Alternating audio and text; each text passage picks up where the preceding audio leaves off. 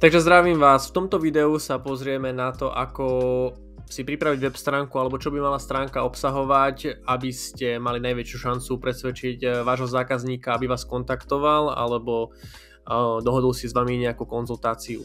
Čiže toto je toto je web môjho klienta, ktorý som mu robil. V podstate ideme si teda prejsť všetky prvky, ktoré by mali byť na webe.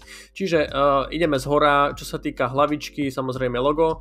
Dôležité je mať teda ľahko prístupný kontakt, to znamená nejaká adresa a taktiež buď e-mail alebo telefónne číslo. Taktiež ďalej potrebujeme CTA alebo call to action, nejaká výzva k akcii, čiže chci nabídku, aby teda ak klient už prejaví nejaký záujem alebo chce vás kontaktovať, rozhodne sa vás kontaktovať, aby to teda mal ľahko prístupné. Taktiež tu musí mať rozpísané všetky, alebo teda mali by ste mať všetky dôležité stránky, ktoré chcete, aby navštevoval. Samozrejme neodporúčam dávať nejaké všeobecné obchodné podmienky alebo niečo na tento štýl do hlavičky.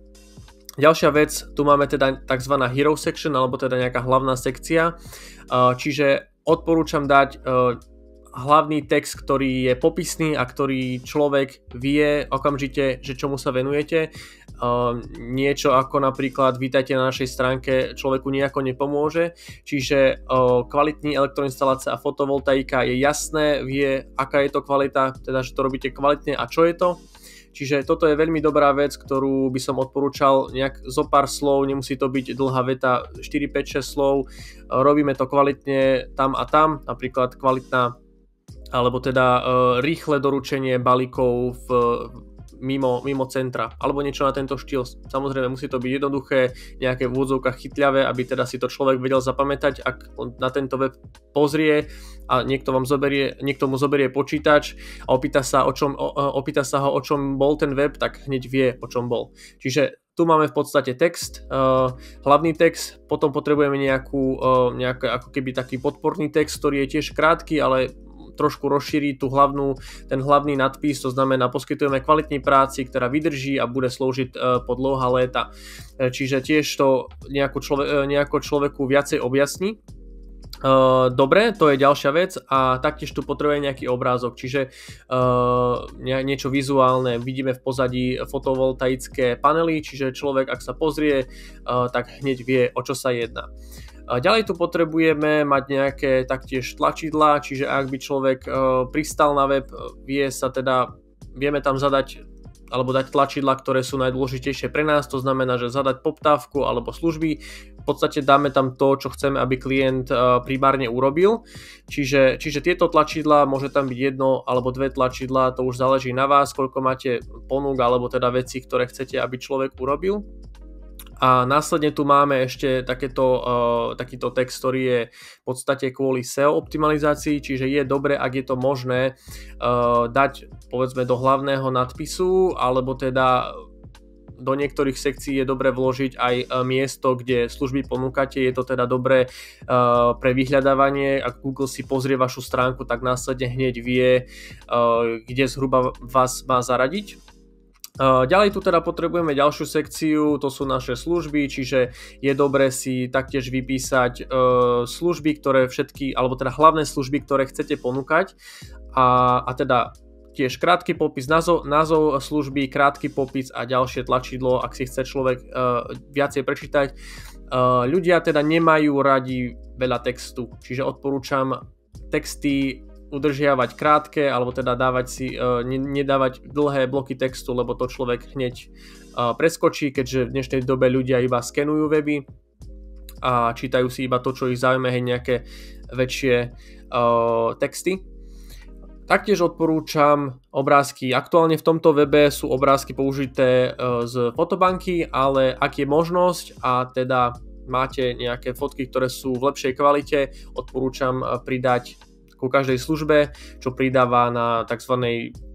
Autenticite, že nie je to web iba niekým vyrobený, ale vidí človek, že je to vlastne reálnym biznisom a nie sú to iba nejaké vymyslené služby, ktoré reálne ani neexistujú. Čiže ak máte nejaké fotky, je dobré možno aj odfotiť ako táto elektroinštalácia, odfotiť vás pri práci, ktorú práve robíte, ktorá je tam tá služba popísaná. Čiže toto je super vec, ktorú určite odporúčam. Taktiež sú tu kľúčové slova Valašské Meziříčí, aby teda Google videl, že tento web pôsobí vo Valašskom Meziříčí a tak samozrejme neodporúčam to robiť príliš veľa, že tam bude, ja neviem, nasekaných 20 slov, keďže to môže viesť ku penalizácii. Dobre, ďalšiu sekciu máme výhody spolupráce s nami, čiže potenciálnemu klientovi chceme povedať, prečo je dobré pracovať práve s nami. Čiže máme tu vypichnutých zo pár bodov, ktoré teda môžu pomôcť klientovi rozhodnúť sa pri nákupe, alebo teda pri tom, či nás má kontaktovať alebo nie. Čiže asi takto, taktiež krátky podporný text, aby teda človek si vedel k tomu niečo viacej prečítať. Dobre, naše realizované projekty taktiež je dobre sa preukázať tým, čo sme už v minulosti robili, alebo čo ste už v minulosti robili, taktiež nejaký stručný text, ktorý človeku nejako rozvinie tú tému, alebo teda tú sekciu, na ktorej práve je. Máme tu zo pár obrázkov, taktiež je dobre dávať pekné nasvietené obrázky, ktoré sú vo vysokej kvalite, aby si ich teda človek mohol pozrieť. Taktiež neodporúčam dať tam 20-30 obrázkov, keďže ľudí to proste nebude si každý pozerať každý jeden obrázok. Čiže zo pár obrázkov, ktoré sú proste v najvyššej kvalite a ktoré reprezentujú vašu prácu. Taktiež je dobré možno, alebo teda je to určite dobré dať si nejakú grafiku, ktorú si buď viete vytvoriť, alebo teda stiahnuť z nejakých fotobank. Pridáva to krajší vzhľad celkovému webu a vidno je, že na webe ste si v úvodzovkách dali záležať, alebo teda váš programátor, alebo kto vám tvoril web stránku. A taktiež sa odlišujete od konkurencie, keďže veľa ľudí používa šablóny, je možné, že nejaký elektrikár alebo nejaká stavebná firma bude mať rovnakú šablónu, ako máte vy, a tým pádom si potenciálny klient môže aj zamýliť alebo teda zameniť vašu firmu za inú firmu a tým pádom kontaktovať ich. Čiže to je taký ako keby malý bonus, ktorý by som povedal, že je dobré mať ako keby web, ktorý je na mieru alebo sa aspoň trošku odlišuje od ostatných šablón, aby ste teda vynikli medzi šablónami ostatných podnikateľov a konkurencie. Takže to by bolo asi k tomu toľko. Taktiež tu máme zobraziť více, čiže ak si chce človek pozrieť, ak má o to záujem, môže si pozrieť referencie a tu sme dali viacej fotiek, ale taktiež to nie je dobré nejako preháňať. Dobre, poďme naspäť. Máme tu ešte, teda kontaktujte nás, aby teda človek vedel, ak dojde dole na sekciu, alebo teda prešiel si celý web, aby vás vedel priamo kontaktovať, čiže nejaký kontaktný formulár. Odporúčam nedávať veľmi veľa polí, lebo klientom sa môže nechcieť, alebo teda ak vidia veľa polí, môže to ako keby na nich pôsobiť, že to je príliš veľa práce všetko toto vypísať a môžu z webu odísť alebo môžu hľadať ďalej. Čiže odporúčam dať iba nevyhnutné informácie, ktoré potrebujete od klienta a následne už potom kontaktovať a pri nejakom telefonickom kontakte z neho vytiahnuť alebo teda dostať viacej informácií, ktoré potrebujete.